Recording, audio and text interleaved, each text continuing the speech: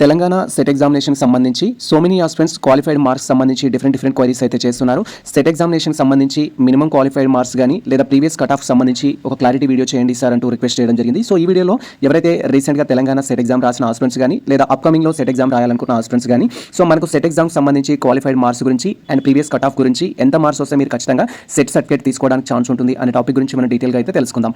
Welcome to the masters education. నేను మీ సత్య. Present వచ్చేసి మనం తెలంగాణ సెట్ 2025 సంబంధించిన అప్డేట్స్ బేస్డ్ చేసుకొని ఈ వీడియో అయితే అబ్జర్వ్ చేస్తున్నాము. మీరు ఇక్కడ క్లియర్గా అబ్జర్వ్ చేయొచ్చు.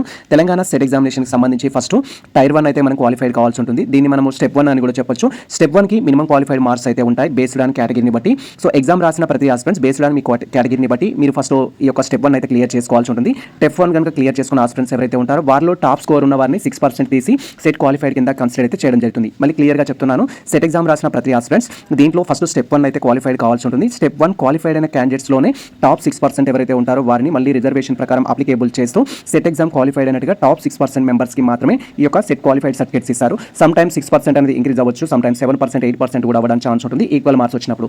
ఇక్కడ మనం క్లియర్గా అబ్జర్వ్ చేసినట్లయితే ఫస్ట్ ఓసీ ఆ జనరల్ కేటగిరీకి సంబంధించిన స్టూడెంట్స్ కనుక సెట్ ఎగ్జామ్ రాసినట్లయితే సో ఇక్కడ 40% మార్క్స్ అయితే రావాల్సి ఉంటుంది స్టెప్ 1 అనేది క్లియర్ చేసుకోవడానికి. 40% అంటే మనకు 300కి ఎగ్జామ్ కండక్ట్ చేశారు కాబట్టి 300 గాను మీకు 120 మార్క్స్ కానీ లేదా 120 ఎబో వచ్చినట్లయితే మీరు స్టెప్ 1 అనేది క్లియర్ చేసినట్టుగా కన్సిడర్ చేయడం జరుగుతుంది. ఇక్కడ ఓసీ ఈడబ్ల్యూఎస్ కేటగిరీ క్యాండిడేట్స్కి 40% మార్క్స్ అయితే మ్యాండేటరీ ఆర్ ఈక్వల్ 120 మార్క్స్ అయితే మ్యాండేటరీ ఫస్ట్ మనకు స్టెప్ 1 క్లియర్ చేసుకోవడానికి. తర్వాత BC SC ST persons with disability candidates అయినట్లయితే 35% కానీ లేదా ఎబో మార్క్స్ వచ్చినట్టయితే స్టెప్ 1 అయితే క్వాలిఫైడ్ కావడం జరుగుతుంది. 35% ఈజ్ ఈక్వల్ టు 105 మార్క్స్ అయితే రావాల్సి ఉంటుంది 300 గాను. ఈ విధంగా బేస్డ్ ఆన్ కేటగిరీని బట్టి సో 120 మార్క్స్ కానీ 105 కానీ క్వాలిఫైడ్ అయిన క్యాండిడేట్స్ ఎవరైతే ఉంటారో అంటే క్లియర్ మార్క్స్ వచ్చిన క్యాండిడేట్స్ ఎవరైతే ఉంటారో వారికి మళ్ళీ టాప్ 6% అయితే తీయడం జరుగుతుంది. ఆ టాప్ 6%లో ఉన్న కేటగిరీని బట్టి సో మనకు సెట్ సర్టిఫికేట్ అయితే ఇవ్వడం జరుగుతుంది. సో ప్రీవియస్లో బేస్డ్ ఆన్ ప్రీవియస్ ఇయర్ 23-24 డేటాను బట్టి క్వాలిఫైడ్ మార్క్స్ ఎంత సార్ సర్టిఫికేట్ రావడానికి అని మీరు క్వైరీ చేసినట్టయితే స్టెప్ 1 క్లియర్ చేసుకోవడానికి ఎవ్రీ ఇయర్ సేమ్ ఉంటుంది. బట్ క్వాలిఫైడ్ సర్టిఫికేట్ సంబంధించి మాత్రం మార్క్స్ అనేది డిఫరెంట్గా ఉంటుంది. సో మనం 23-24 తీసుకున్న ఓసీ జనరల్ కేటగిరీకి వచ్చేసి 55% నుంచి 60% మధ్యలో మార్క్స్ ఉన్నట్టయితే వారు